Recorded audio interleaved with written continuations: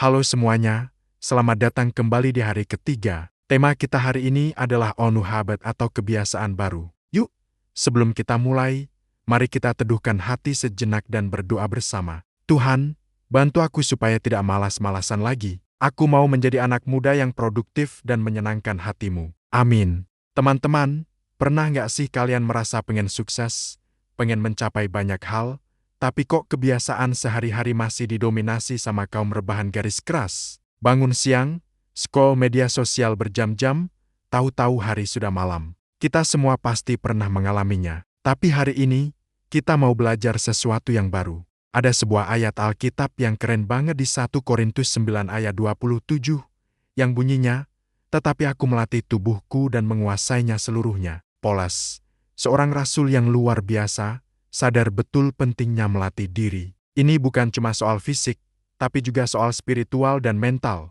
Dia tahu, untuk bisa mencapai tujuan mulia, perlu ada penguasaan diri dan disiplin. Kita sering dengar bahwa iman tanpa perbuatan itu mati, kan? Nah, perbuatan itu nggak harus langsung yang besar-besar. Perbuatan itu dimulai dari kebiasaan-kebiasaan kecil yang kita lakukan secara konsisten setiap hari. Kebiasaan inilah yang akan membentuk karakter dan pada akhirnya menentukan arah hidup kita. Jadi, kalau kita punya iman yang besar tapi kebiasaannya masih berantakan, rasanya seperti mobil balap yang banyak kempes. Nggak akan bisa lari kencang. Lalu, gimana cara memulainya? Gampang kok, kita mulai dari dua hal paling dasar. Pertama, atur waktu tidurmu. Coba deh berkomitmen untuk tidur dan bangun di jam yang sama setiap hari. Ini akan membuat tubuhmu lebih segar dan pikiranmu lebih jernih.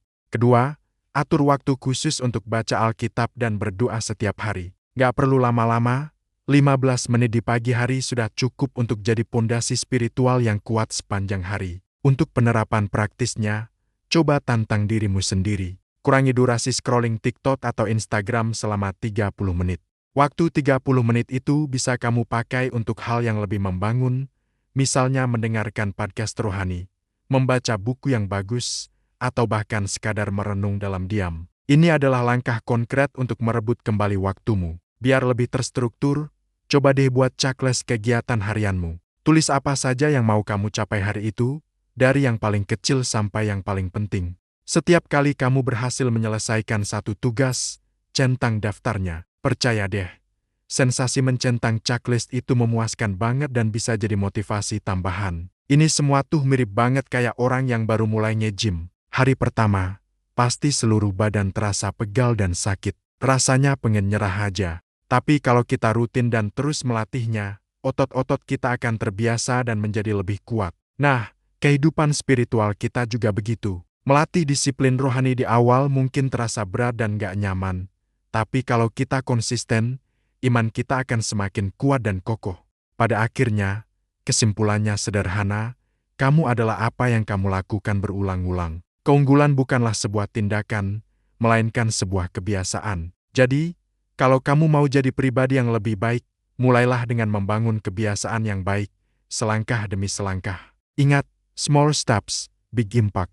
Langkah kecil yang konsisten akan membawa dampak yang besar di kemudian hari. Disiplin itu memang terasa sakit di awal, tapi hasilnya akan sangat manis pada akhirnya. Yuk, kita mulai bentuk kebiasaan baru yang positif mulai hari ini. Mari kita tutup dengan doa. Tuhan, terima kasih untuk firman-Mu hari ini. Beri aku kekuatan dan kemauan untuk disiplin dalam membangun kebiasaan baru yang baik. Kiranya tangan-Mu yang penuh kasih senantiasa menuntun setiap usaha dan langkahku. Dalam nama Tuhan Yesus, kami berdoa. Amin. Terima kasih sudah menonton sampai akhir. Kalau kamu berkomitmen untuk memulai kebiasaan baru besok pagi, jangan lupa like video ini ya. Sampai jumpa di video selanjutnya.